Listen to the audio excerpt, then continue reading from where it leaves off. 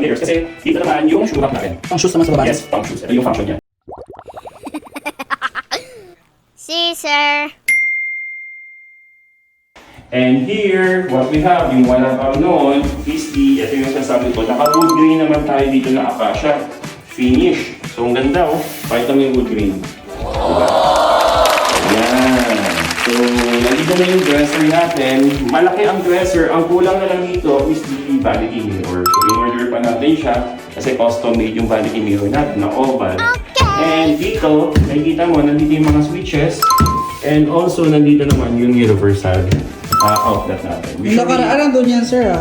Nalagay natin actually, dito. nasa wall yan before. Yan yung mga kasama inclusion. Pag nagpagawa kayo sa amin, yung mga outlets and everything, basta nandyan, nagkakaroon ng allocation yan.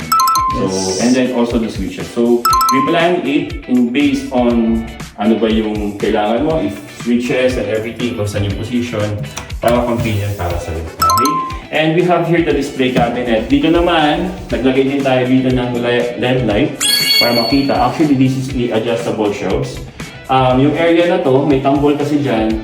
Ginawa natin para hindi pangit tignan. Lalagyan natin din siya ng display cabinet para yung mga lotions, perfume, and etc. Makeup. Yan. Okay. Makeup, actually, pwede din makeup and everything. But meron naman siya dito. Dyan pala ang mga... Diba? Blower.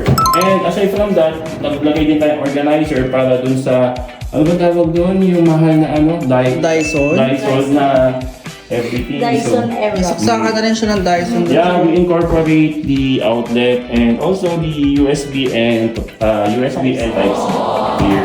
So soft motion lahat tayo. And what we have here naman, kasi si Ma'am, may mga luggage daw siya.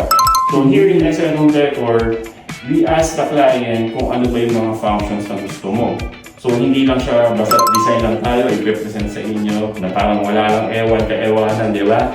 So dito, we need to know paano yung functions ng bawat storage or cabinets na kailangan mo. Hindi lang siya basta bigay lang kami ng design. So we need to know, and also the ergo, kung makapansin mo yung ergo or yung movement ng tao, maayos, naka-organize lahat. So yun. Then dito naman, ang ginagawa natin dito, this is the, kung mapapansin mo, walang base kasi igugulong dito yung mga luggage. Yung mga, tinatawag natin yung mga hand carry box natin na luggage, yan yung lalagay. Okay, hanggang dulo, ayan, corner din yan, corner cup. Maximize talaga natin yung space. So, pwede mo i-close. Ayan. So, yun lang meron tayo dito. So, yun lang naman guys. Yun ang ginawa natin dito sa isa nating full walk-in closet ng client natin. So, this is located in Marikina.